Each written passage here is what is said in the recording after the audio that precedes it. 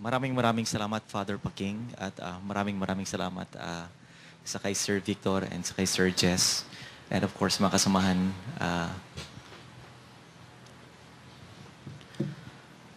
tunay po na isang malaking karangalan para sa akin ang maparito ngayon. You know, hindi ko akalain na tatakbo ako sa pagkasenador.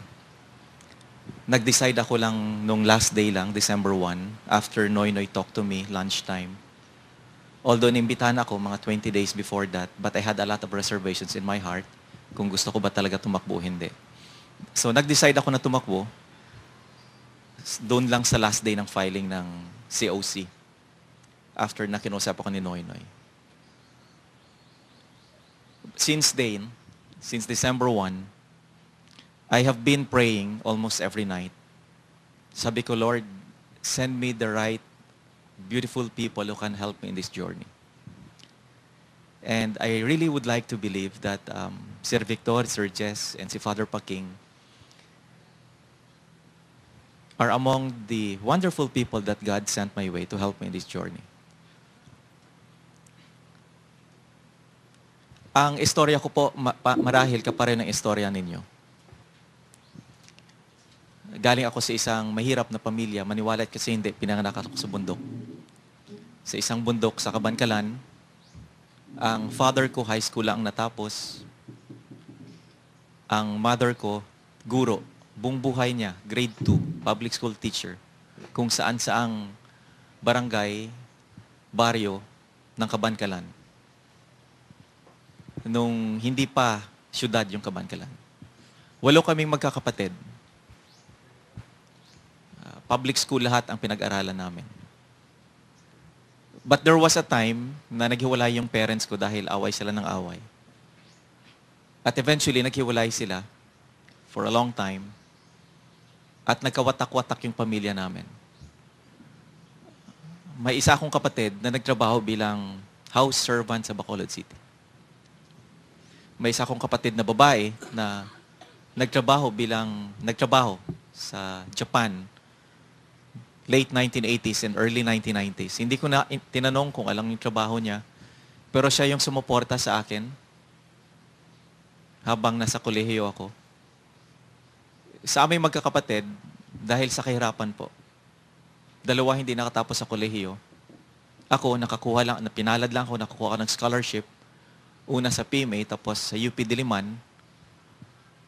Pero for 9 years na nag-aaral ako sa UP Diliman, I was a working student all throughout. 9 na taon. I worked very hard during the day and I worked very hard during the night. Nagbago lang buhay ko nung naging abogado ako noong 1996. Then, naging bahagi ako ng isang law firm. Naging partner ako ng isang law firm sa Makati. Naging writer ako sa isang malaking newspaper sa Manila. Naging abogado din ako ng United Nations Development Program in the Philippines. At 5 years ako, nakasulat ako ng isang libro, yung 12 Little Things Every Filipino Can Do to Help Our Country. At dahil sa libro na yon, medyo nakilala tayo ng konti. In the last 4 years, almost taon-taon, umaabot sa 200 speaking invitations ang tinatanggap natin para ibahagi yung mensahe ng libro. Hanggang sa naimbitahan ako na tumakbo sa pagkasenador kasama ni Noy at ni Mar.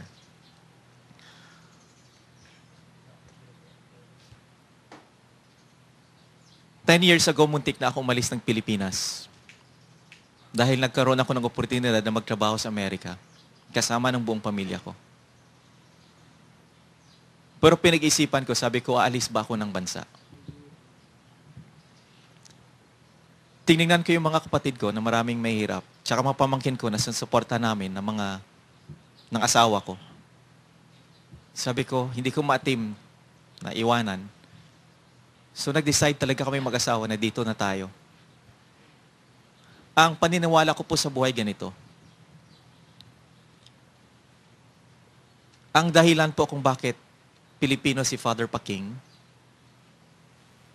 at Filipino si Sir Victor at Filipino ako at Filipino ka. Dahil ginusto talaga ng Panginoon na magkasama-sama tayo dito Alam niyo po, God is the great engineer of all the things that we see in the world. He is the great architect ng lahat ng bagay na nakita natin sa mundo. And He has the power to put you in France kung gusto niya na nasa France ka. God has the power to put you in Africa kung gusto niya na nasa Africa ka. Pero bakit ka naririto? At bakit Filipino si Father Paki?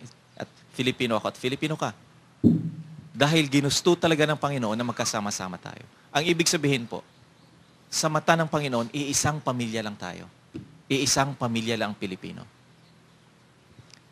Kung iisang pamilya lang Pilipino, ang ibig sabihin po, kung sino yung mayayaman sa atin, dapat pinaglalaban at tinutulungan yung mahirap nating kapatid.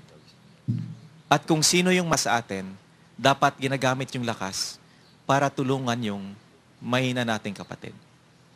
At kung sino yung nakapag-aral sa atin, dapat ginagamit yung napag-aralan para tulungan yung mga kapatid nating hindi nakapag-aral. Dahil iisang pamilya lang tayo. Iisang pamilya lang po ang Pilipino. Ang ibig sabihin po, kung isang pamilya lang tayo, dapat hindi tayo nagnanakawan. Kahit boto, dapat hindi tayo nagnanakawan. Dapat hindi tayo naggugulangan. Dapat hindi natin ginagamit yung yaman or dunong, galing natin para isahan yung kapwa natin. Dahil isang pamilya lang ang Pilipino. Nag-decide po ako na tumakbo sa pagkasenador. May 4 po ako na dahilan. Ang unang dahilan ko po ganito. Ako po'y naniniwala na bawat Pilipino may karapatan na magkaroon ng isang mabuti at marangyang buhay dito sa bansa ho natin kung saan ka tinanim ng Panginoon. Every Filipino has the right to have a beautiful life and a prosperous life in the country where God planted him. And I would like to fight for that right of every Filipino. Gusto kong ipaglaban ang karapatan ng bawat Pilipino na magkaroon ng mabuting kabuhayan po. Pamumuhay dito po sa bansa natin. I know I have some educational preparation, kahit papaano po. I believe I have some skills and talents to fight for the right of every Filipino to have a beautiful life in our own country where God planted him. Pangalawang dahilan po, ganito. Naniniwala po ako. Tulad ng sinabi ko po kanina, iisang pamilya lang ho tayo. Iisang pamilya lang Pilipino. Ang ibig sabihin po, yung napag-iwanan, dapat balikan natin sila. Yung mga naghihirap, dapat tutulungan natin sila. I'm running for the Senate, because if we win po, I would like to use all the resources and the powers of that Senate para balikan yung mga kapatid nating napag-iwanan po. At kabigin silang tunay na kapatid, bilang kapamilya ho natin. And I would like to promote that culture na iisang pamilya lang ang Pilipino. That we are just one family as a people, tayong mga Filipino po. Pangatlo, I would like to fight for my generation, your generation, and the younger generation po. Ibig sabihin po, I'd like to fight, including sa mga anak ninyo, mga pamangkin ninyo, our generation po. I believe that we deserve a beautiful country. At pang-apat po, alam niyo po, napapansin niyo naman ngayon, sa ibang bahagi ng mundo, ang baba ng tingin sa Pilipino. Ang baba ng tingin sa ating bansa. Sa ibang bahagi po ng mundo. Ako po, I believe that we are the stewards of ourselves. We are the vanguards of the name Filipino. We are the caretakers of our country. Ang ibig sabihin, we are the builders of the greatness of the Filipino. We are the architects of the success of our own country. And we are the writers of our story as a people. So I would like to fight for the Filipino to help him become great and respectable, not only in the eyes of this world, but more especially in the eyes of God. And I can only commit to you 3 things. If and when, pag nanalo ho tayo, I commit to you complete honesty and transparency sa paggamit ng public funds. And secondly, I commit to you simplicity in the lifestyle of a senator. At pangatlo, I commit to you humility in the exercise of the powers of the senator kung pala rin ho tayo na manalo. Para sa akin po, iisang pamilya lang po tayo. Magkakapatid po tayong lahat.